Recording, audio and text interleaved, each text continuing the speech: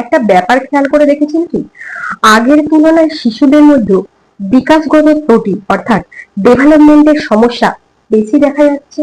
জনসংখ্যা যেভাবে বাড়ছে তার সঙ্গে লাফিয়ে লাফিয়ে বাড়ছে শিশুদের মধ্যে ডেভেলপমেন্টের সমস্যা। এত শিশু কেন পরিস্থিতির শিকার হচ্ছে? কেন শিশুরা এত ডেভেলপমেন্টের দিলে সমস্যার শিকার হচ্ছে? আসুন সেই কারণগুলোকে অনুসন্ধান করি।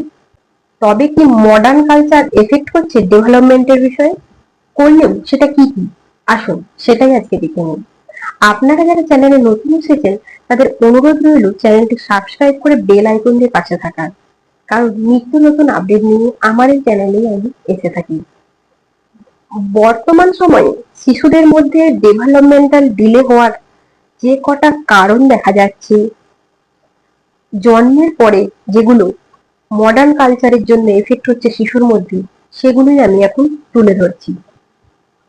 পরিবারের লোকজন কর্মরত থাকছে, শিশুর সঙ্গে সময় কাটাচ্ছে কম, শিশু অন্যান্যদের সঙ্গে কথা বলতে পারছে কম, খেলনা পাচ্ছে অনেক বেশি যেটা না চাইতেই সে পেয়ে যাচ্ছে, হাতে পাচ্ছে মোবাইল, প্রকৃতিতে থেকে প্রকৃতিকে কিনছে না, প্রকৃতি কিনছে কৃত্রিম উপায়ে, কল্পনা করবার বোধ হচ্ছে সীমিত, মস্তিষ্কের বিকাশ হচ্ছে কম, স্পিচ প্রবলেমের মধ্যে দিয়ে যাচ্ছে অনেক শিশু, শিশুদের মধ্যে বাড়ছে অটিজমের প্রবণতা, শিশুরা প্রকৃতির সংস্পর্শে যাচ্ছে কম, ঘাসে পা ফেলে হাঁটার অভ্যেস সেই কবেই যেন কমতে বসেছে, জয়েন্ট ফ্যামিলি ব্যবস্থা ভেঙে যাচ্ছে, বাড়ছে নিউক্লিয়ার ফ্যামিলি সেটা।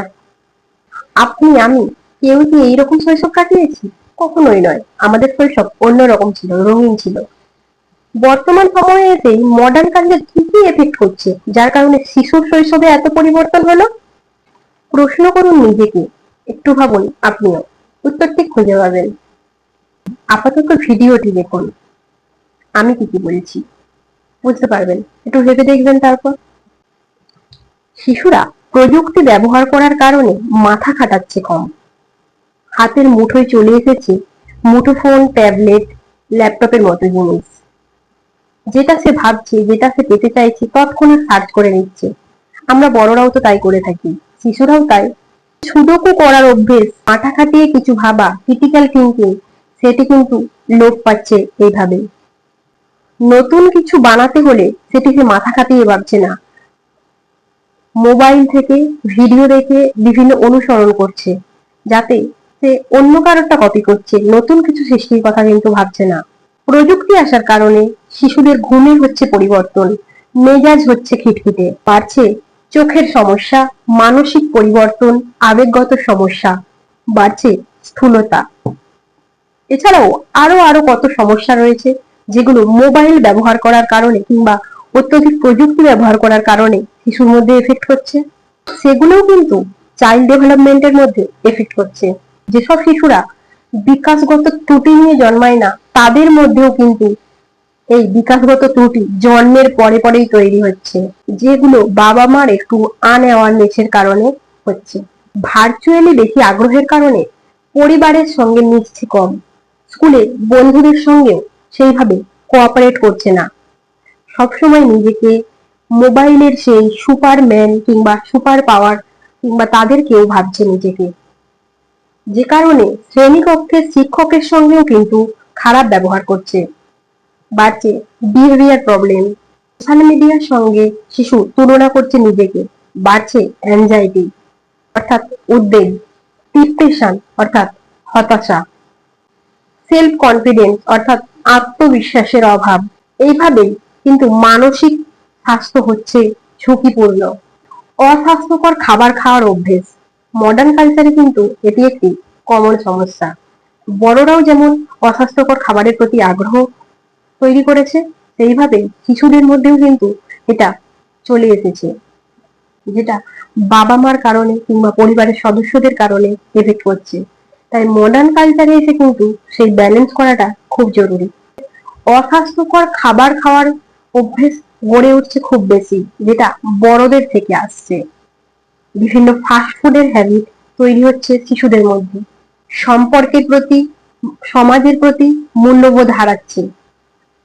বাবা মা কর্মরত থাকার কারণে শিশুর সঙ্গে সময় কাটাচ্ছে কম, কিংবা শিশু সময় কাটাচ্ছে পরিবারের কোনো পালিতা বা কেয়ার গিভারের কাছে।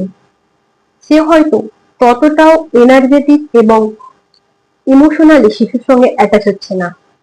শিশু কিন্তু একাকিত্বে ভুগছে। শিশু হাতে পাচ্ছে মোবাইল, সে কারণে ব্যস্ত হয়ে পড়ছে। না চাইতেই খেলনা অনেক পেয়ে যাচ্ছে, যেগুলো ক্ষণিকের জন্য তার ভালো লাগলেও পর মুহূর্তে আগ্রহ হারাচ্ছে। এভাবেই কিন্তু মডার্ন কালচার গ্রাস করছে শিশুর শৈশবকে।